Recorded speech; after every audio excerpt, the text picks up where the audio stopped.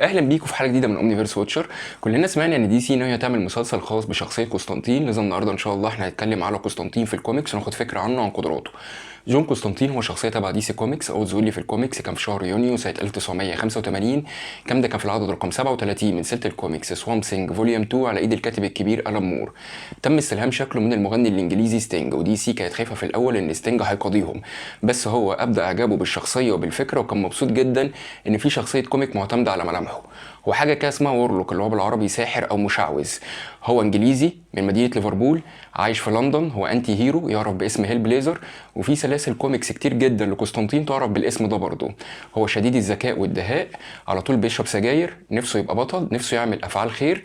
مجله امباير قالت عنه ان هو رقم 3 لاعظم شخصيات الكوميكس في التاريخ، بينما مجله ويزرد قالت ان هو رقم 10. هو اتولد سنه 53 في مدينه ليفربول، وهو بيتولد امه واخوه التوأم ماتوا اثناء الولاده. ده بسبب ان الام زمان كانت عملت عمليه اجهاض خلى الرحم بتاعها ضعيف، كان اجبرها عليها جوزها، لذا نشأت علاقه كره ما بين الاب وجون، كل واحد فيهم بيلوم التاني.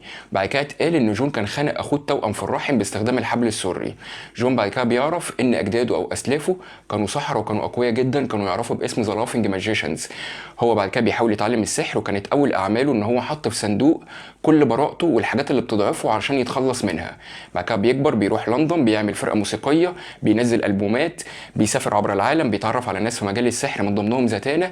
بعد كده في الثمانينات بيبقى ساحر مسرحي، وبيتوقع محاوله اغتيال الرئيس ريجن. اول اعماله البطوليه انتهت بكارثه. كان في بنت مدينه نيوكاسل اسمها استرولوج، دي كان ابوها بيسيء معاملتها وبيستخدمها في ممارسات سحريه وطقوس. هي بتقرر انها تنتقم منه، بتستدعي شيطان، بس الشيطان ده بيرفض ان هو يرحل. بيجي جون بيقرر ان هو يستدعي شيطان تاني عشان يغلبه، الشيطان ده اسمه نرجال، بس جون ملهوش اي سيطره عليه علشان هو مش عارف اسمه الحقيقي. هو بيكون استدعاه عن طريق ان هو بيقول اسم تاني ليه فرعي. بيجي الشيطان ده بعد كده بياخد أسطرة وبيروح الجحيم. الموضوع ده بيأثر نفسيا في جون جدا، بيجيب له انهيار عصبي، وبعد كده نرجال بيبقى واحد من ألد أعدائه في المستقبل. جون بيفضل سنين كتير فاكر الحادثه دي، وبيجي له كوابيس مش هيهون عليه غير دريم اوف ذا اندلس لما هو بيعمل له جميله فهو بيردها له بالموضوع ده. بعد كده بنشوف ان يوما ما في المستقبل هو بيعرف يحرر أسطرة واطفال كتير جدا من الجحيم. كان ليه مغامرات كتير مع فيرست اوف ذا فولن. كان في حلقه احنا اتكلمنا فيها على فيرست اوف ذا فولن، طبعا مش هنتكلم عنها تاني دلوقتي، بس انت لو كنت شفتها حاز الرابط بتاعها على الشاشه. في مره كان بيتكلم مع البريسنس، قال له انا لو يوما ما رحت الجحيم انا في خلال 500 سنه هوحده، وبعد كده هقفل بوابات الجحيم وهمنع اي ارواح تخش وهعمل مشاكل وقلق، وده مش من مصلحتك. بيجي ذا بريسنس بيرضخ للابتزاز ده وبيقول له ماشي. في نيو 52 هو بينضم لفرقه جاستس ليج دارك، ودي سي بتغير في الاوريجن ستوري بتاعته شويه. امه مش بتموت وهي بتولده، وهو بيتعلم السحر، بيحرق البيت وابوه وامه بيموتوا. دي سي متعمده انها تعمل الحوار ده عشان هي عايزه تخلي اصوله تبقى غامضه نوعا ما. هو على طول بيكسر الجدار الرابع وبيتحدث مع القراء. دي سي سنه 93 لما عملت الامبرنت اللي اسمها فيرتيجو، الكوميكس بتاعت هيل بليزر اتنقلت هناك. دي سي نزلت قرار ان ممنوع استخدام شخصيه قسطنطين في اي اعمال فنيه تانية غير جوه فيرتيجو. لو الموضوع ده فضل مستمر لغايه سنه 2011 لما هو ظهر في الكروس اوفر بتاع برايتس داي. الجدير بالذكر ان النسخه بتاعت فيرتيجو مختلفه عن النسخه بتاعت دي سي يو. النسخه بتاعت فيرتيجو بتكبر في السن، يعني سنه 87 اتقال ان عنده 35 سنه، سنه 92 اتقال ان هو عنده 40، وهكذا بيكبر زي الحقيقه، وشفناه في الستينات بعد كده، عكس النسخه بتاعت الدي سي يو اصغر بكتير جدا منه. طب هي قدراته؟ هو ساحر قوي جدا جدا، من اقوى الشخصيات الموجوده في عالم دي سي.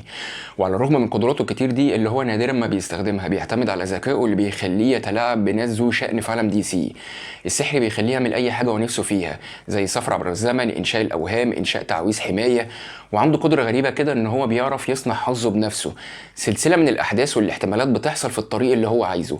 برضه هو منيع ضد المايند كنترول والتليباسي، وعنده قدرات تانية زي التليبورتيشن والتليكينيسيس. وممكن نقول عنه برضه ان هو بيعرف يستخدم السحر ان هو يعكس الضرر اللي حصل له ويخليه يحصل لاعدائه. ويوما ما لبس الخوذه بتاع دكتور فيت، وكان عنده القدرات بتاعه شازام. هو عنده قدرات تانية كتير جدا، وزي ما قلنا هو من اقوى الشخصيات الموجوده في عالم دي سي. احنا دلوقتي هنتكلم على الاعمال الفنيه اللي هو شارك فيها. هنبتدي بالانيميشن. بالنسبه للمسلسلات فهو ظهر في مسلسل جاستس ليج اكشن. بالنسبه للافلام فهو ظهر في فيلم جاستس ليج دارك، جاستس ليج دارك ابوكاليبس وور، وسيتي اوف ديمونز. وفي شو كيس هتنزل السنه دي اسمها هاوس اوف ميستري. بالنسبه للاعمال اللايف اكشن فهو اتعمل له فيلم سنه 2005 من بطوله كيانو ريفز. بالنسبه للمسلسلات كان اتعمل له مسلسل من بطوله مات رايان، كان موسم واحد ويتكنسل، بس مات رايان بعد كده اعاد احياء الشخصيه شخصيه في مسلسلات الأروفيرس زي مسلسلات أرو وليجندز اوف تومورو. مؤخرا دي سي اعلنت انها هتعمل مسلسل جديد لشخصيه جون كونستانتين. هي دلوقتي واضح انها ماشيه في الموضوع بسرعه وبجد، هي دلوقتي في مرحله اختيار الممثل، مفيش معلومات كتير احنا عارفينها غير ان شركه باد روبوت هي اللي هتنتج المسلسل. بالاضافه لكل الاعمال الفنيه دي، فشخصيه جون كونستانتين ظهرت في العاب فيديو جيمز كتير جدا.